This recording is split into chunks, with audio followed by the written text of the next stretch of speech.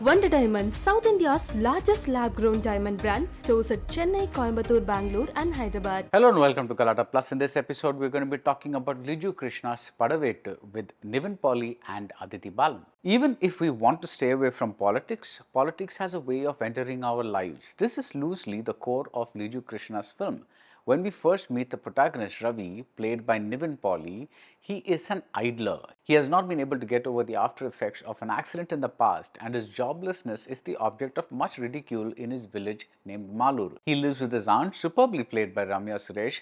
She is no silent victim of patriarchy though. She is a sharp-tongued woman who gives as good as she gets. She is one of the most alive characters in the film. But even she has not been able to change Ravi's attitude to life. His only relief is seeing Shaima, played by Aditi Balan, whenever he goes to the milk society to sell milk. Nivin Pauly, with his bulky frame, gives an excellent performance that comes in two flavors. Throughout the first half, we are unable to read this man. We see a few minor things, the rage during a fight, or the small smile when he looks at Shama, but whatever he is thinking, he keeps to himself. It is all internal. In order to discuss the second flavor of Nivin's performance, we have to talk about the plot point about a party that is trying to get a foothold in Malur. They rebuild Ravi's house and put up a plaque in front saying that they sponsored this house. This is clearly a metaphor. One, it shows how people like Ravi's aunt are dazzled by freebies from political parties. I mean, who wouldn't want a new house for free? And two, the party has in a way acquired a piece of land in Malur.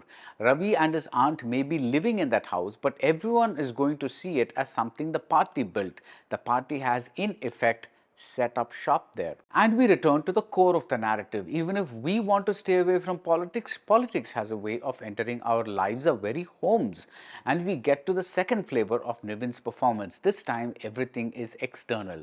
He has snapped out of his inertia and we can read him now. When he helps a neighbor track down a wild boar, it is not just a heroic deed. We see him empathizing with the man's frustration. A quietly effective shinetomchacko plays this neighbor. When Shaima asks Ravi if he is okay with her past, we sense his reaction even without a word being uttered. And speaking of Shaima, she doesn't have a big part to play, but she adds to the film's themes when she tells her father that she will decide what's best for her. She doesn't want others taking over her life the way the party took over Ravi's home. The very first shot tells us that this is a supremely well-made film.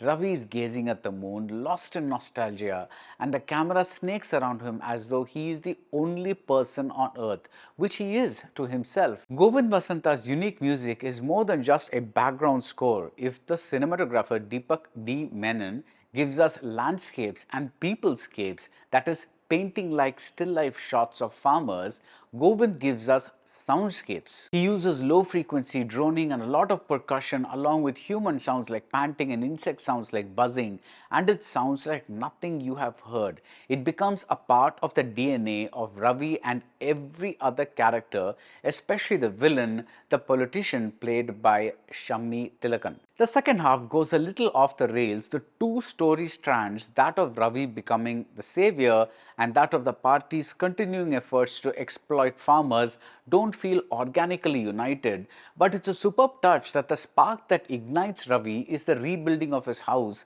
and the constant reminder that he owes his new life to the party. This unwanted debt is what makes him seek self-respect again. The political games are the things that revive him, and even his decision to help his neighbor acquires a political tone on top of the emotional tone. That is, we have to stay bound together as a community to resist external exploitation. Taken as just a story, Padavettu is not exactly new, but taken as cinema, it's a brilliant demonstration of how the various parts of the art form, when fused intelligently, can make a powerful statement that we've heard before and need to keep hearing again and again. And that's it about Padavettu. If you like this review, do subscribe to Galattaplus and see you soon at the movies.